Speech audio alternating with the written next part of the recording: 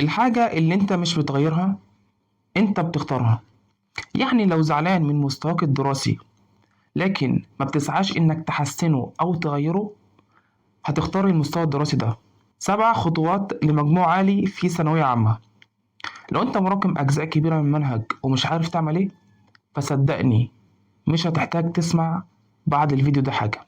بس خلينا نتفق اتفاق الأول، إن أي كلام هتسمعه مني أو سمعته من أي حد ملوش أي لازمة لو ما طبقتش اللي سمعته ده. تمام؟ فورقة وقلم وتابع معايا. السلام عليكم. أنا عارف إن أنت حاسس بإيه دلوقتي، حاسس إن الوقت سرقك، حاسس إن أصحابك خلصوا مراجعة وأنت لسه بتعافر في البدايات. سيبك من كل ده. في مصر الثانوية العامة ما بتخلصش غير بصفارة ليلة الامتحان. فأعتقد إن الشهرين دول هما الضربة القاضية ليك. لو استغلتهم صح الموازين هتتقلب.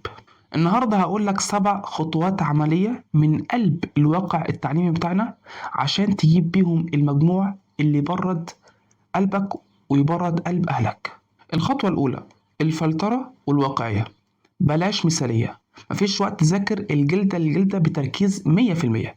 دلوقتي وقت الفلترة، يعني تبص على توزيع درجات المادة في السنين اللي فاتت وتركز 80% من مجهودك على 20% من الأسئلة اللي بتيجي في أغلب الامتحانات أو اللي بيجي منها أغلب الأسئلة. هنا بنستخدم نظرية اسمها نظرية باريتو 20-80. تمام؟ وصدقني تاني إن الثانوية العامة في مصر مش اللي يذاكر أكتر، ده بالعكس اللي يذاكر أذكى. ونيجي بقى للخطوة التانية: استراتيجية الأسد والجوع. حل الشوامل. تاني خطوة ودي تعتبر أهم نصيحة: ابدأ بحل الشوامل فورا. ما تستناش لما تخلص مراجعة علشان تحل، ادخل في الامتحانات الشاملة على طول، سواء كانت وزارة سواء كانت كتب خارجية مشهورة. ومهم جدا انك لما تعرف سؤال تذاكر الجزء بتاع السؤال ده، لان الطريقة ديت بتثبت المعلومة عندك 10 اضعاف، والاهم انها بتكسر رهبة ورقة الامتحان. نيجي بقى للخطوة الثالثة وهي: اعتزل ما يؤذيك. لو عندك صاحب حاسس ان مش فارق معاه المجموع او مش فارق انه يدخل كلية ايه، فبجد الصاحب ساحب. فحاول تاخد بس السنة ديت ستيب باك، علشان لو انت حاطط لنفسك تارجت معين كلية معينة، في انك تعتزل ما يؤذيك برضو وحش السوشيال ميديا. سيبك بقى من جروبات الماميز والجروبات اللي على التليجرام اللي بتسرب اشاعات ديت والبوستات اللي بتسحب من طاقتك خالص. امسح الفيسبوك، امسح تيك توك الشهرين دول بس، وصدقني والله اسأل مجرب مش هيفوتك غير وجع الدماغ بس. الخطوة اللي بعد كده يا صديقي هي الساعة البيولوجية أو تنظيم الوقت أو إنك تستخدم نظام البومودورو بس بشكل مطول شوية.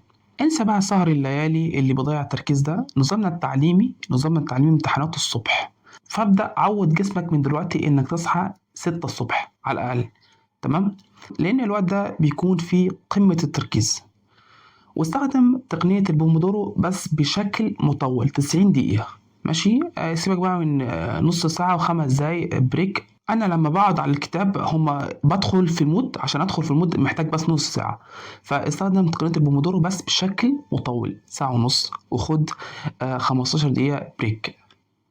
بس المهم جدا إن الساعة ونص دول موبايلك ما يكونش في الأوضة اللي أنت قاعد فيها، مفيش غيرك أنت والكتاب. والخطوة اللي بعد كده هي كشكول الغلطات، الكنز، وديت اللي بتفرق بين 90% و99%. كل لما تحل امتحان وتغلط في فكرة اكتب الفكرة دي بسرعة في كشكول الكوارث، سميه كشكول الكوارث كده. طب ليه؟ لأن ليلة الامتحان الكشكول ده هيكون المرجع الأساسي ليك، علشان انت مش محتاج تذاكر اللي انت عارفه، ما انت عارفه اصلا، انت محتاج تذاكر اللي انت غلطت فيه. اعتقد كده ان احنا وصلنا للخطوة السادسة، التعامل مع الدروس والسناتر. الخطوة دي تستلزم منك انك تكون شجاع شوية في قرارك. يعني لو بتاخد عند مستر بيضيع لك 3 ساعات علشان يشرح لك معلومة تقدر تذاكرها في نص ساعة على اليوتيوب، بلاش تروح. الوقت دلوقتي اغلى من الفلوس حرفيا، الجملة دي مش كليشيه. واليوتيوب دلوقتي في مصر بقى فيه عمالقة حرفيا في كل المواد، وبيقدموا مراجعات مكثفة بشكل ممتاز جدا. فمحتاج إنك توفر وقتك ده وتذاكر في البيت أحسن. والخطوة الأخيرة والمهمة هي الثبات الانفعالي واليقين بالله عز وجل، أو علاقتك بربنا وهدوءك النفسي. ما تخليش التوتر يشيل حركتك طالما أنت عامل اللي عليك. إحنا بنتحاسب على السعي فقط، النتيجة دي بتاعت ربنا. أو صدقني أو صدق أو لا تصدق إن الكلية اللي أنت هتدخلها بعد الثانوية العامة هي أصلا مكتوبة ليك وأنت نطفة. فطبطب على نفسك وكل كويس، وصدقني إن أنت بطل، إن أنت لسه واقف بعد الشهور ديت على رجلك من الضغط النفسي والضغط المجتمعي وغيره. والله لسه قدامك فرصة تغير كل حاجة، فابدأ من اللحظة دي. ولو عجبك الفيديو ياريت تشاركه مع أصحابك اللي فاقد الأمل، يمكن تكون أنت سبب في زقة هو محتاجها. بالتوفيق يا وحوش، ونشوفكم إن شاء الله في الفيديوهات الجاية في الكليات اللي انتوا بتحلموا بيها. سلام.